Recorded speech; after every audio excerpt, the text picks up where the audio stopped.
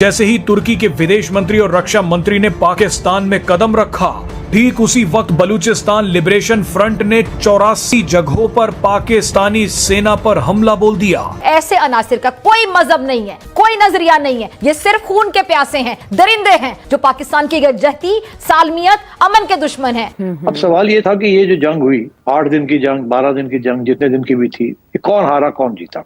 नरेंद्र मोदी और इंडिया का कहना था वो जीते, हमारा ये कहना था कि हम जीते। अब इंटरनेशनल ओपिनियन जो है उसने ये कह दिया है कि इंडिया जंग नहीं जीता। अच्छा, गिला तो हमसे है ना कि पाकिस्तान ने जहाज गिराए, लेकिन कह रहे हैं न्यूयॉर्क टाइम्स, आप कहां से ये डाटा लेके आ गए? आपको ये डाटा किसने दिया? Who are you?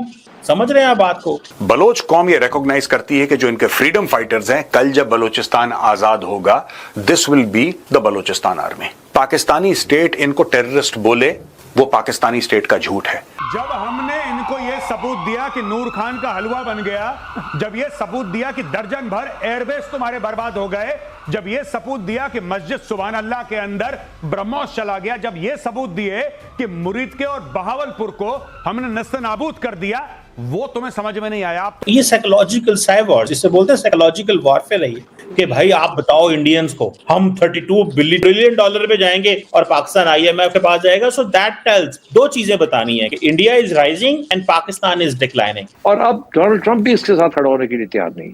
तो अब ये कभी इधर दौरे कर रहे हैं, कभी उधर दौरे कर रहे हैं, छोटे छोटे अफ्रीका के मुल्कों में जा रहे हैं। ये जो शशि तरूर वाली इन्होंने जो भेजी थी टीम, फेल होके आ गई।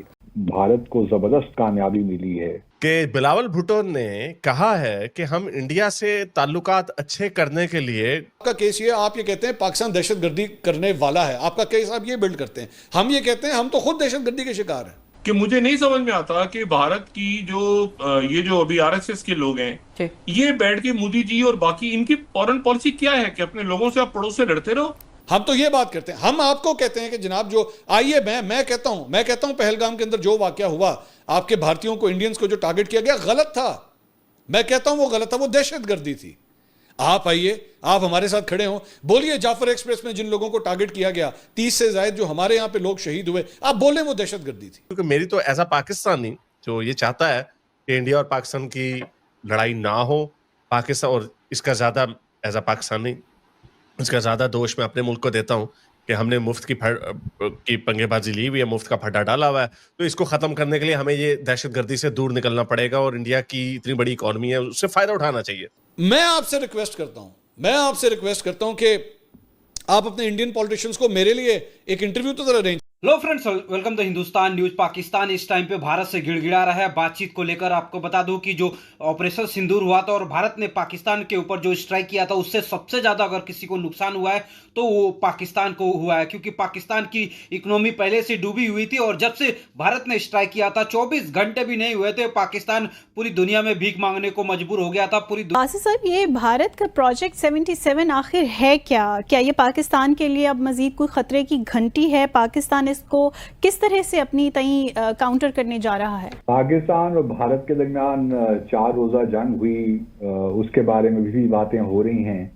इससे पहले कि प्रोजेक्ट 77 की बात करूं, गुज़श्ता रोज़ भारत के national security adviser Ajit Doval साहब ने भी एक बड़ी लंबी तवील तकरीर की। एक कन्वोकेशन था चेन्नई में, उससे वो खिताब कर रहे थे स्टूडेंट्स से।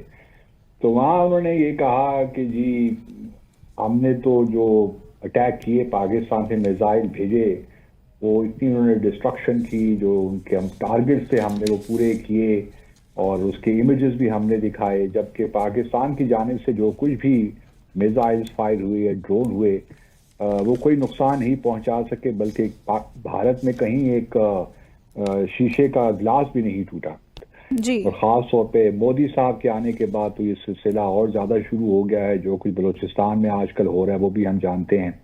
तो और इसके पीछे यकीनन भारत का हाथ ही है। अच्छा, इसके अलावा जो आपने प्रोजेक्ट 77 की बात की, देखिए जो ये पाकिस्तान भारत 4 रोज़ा जंग हुई, इसमें दोनों ममालिक ने यकीनन बहुत से लेसन्स लर्न किए हैं। कुछ हमारे यहाँ भी गैप्स हैं डिफेंस में, और यकीनन भारत भी जो कि उसकी कैपेबिलिटीज़ हैं उसमें भी प्रॉब्लम्स उसको नज़र आए हैं।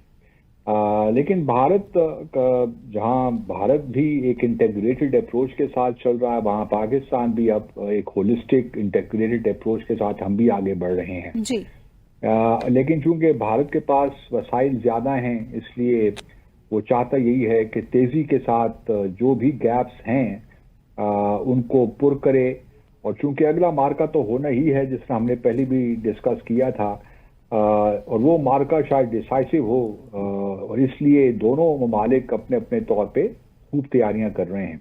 भारत वो भी कोशिश कर रहा है कि उसको भी पुर करे जो गैप्स हैं, लेकिन इस वक्त उनका फोकस जो है नेवी भी है, और नेवी में है वो है, या फिर ये है कि अब टेररिस्ट जो लोकेशंस डिस्ट्रॉय भी करते हैं और दुनिया को ओपनली बताते भी हैं, और पाकिस्तान क्या सिर्फ हम जवाब देंगे कि कह के ही चुप हो जाता है? तो आप क्या बात कर रही हैं? उन्होंने हमला किया तो पाकिस्तान ने तो 1 मिनट नहीं लगाया। मुझे सिर्फ एक बात बताएं आप, जिस दिन इंडिया ने हमला किया उन्होंने कहा जी 9 शहरों पे हमला हुआ है, उसके कितनी देर बाद इंडिया के जहाज गिर गए थे? घंटा नहीं लगा होगा, 1 घंटे के अंदर। सो पाकिस्तान जो है वो उसने अपनी अप्रोच अडॉप्ट कर ली है, और वो अप्रोच ये है कि अब हम भारत को उधर ही जवाब देंगे, 1 मिनट का इंतजार नहीं होगा, नॉट अ सिंगल मोमेंट। अब वो कह रहे हैं कि जी न्यूयॉर्क टाइम्स तुमने क्यों स्टोरीज छापी, तुम कहां से ये डाटा ले आते हो? अच्छा, गिला तो हमसे है ना कि पाकिस्तान ने जहाज गिराए, लेकिन कह रहे हैं न्यूयॉर्क टाइम्स आप कहां से ये डाटा लेके आ गए, आपको ये डाटा किसने दिया, हु आर यू? समझ रहे हैं आप बात को? उनको बेसिकली गुस्सा इस चीज का है कि जो नैरेटिव वो चाहते थे वो नैरेटिव उस तरह आया नहीं है। पाकिस्तान की हालत अभी से नहीं है। जब से भारत ने कश्मीर का 35A और 370 आर्टिकल जब से हटा दिया, तब से पाकिस्तान ने, इमरान खान उस टाइम पे सरकार थी और उन्होंने भारत से सारे रिश्ते तोड़ लिए थे।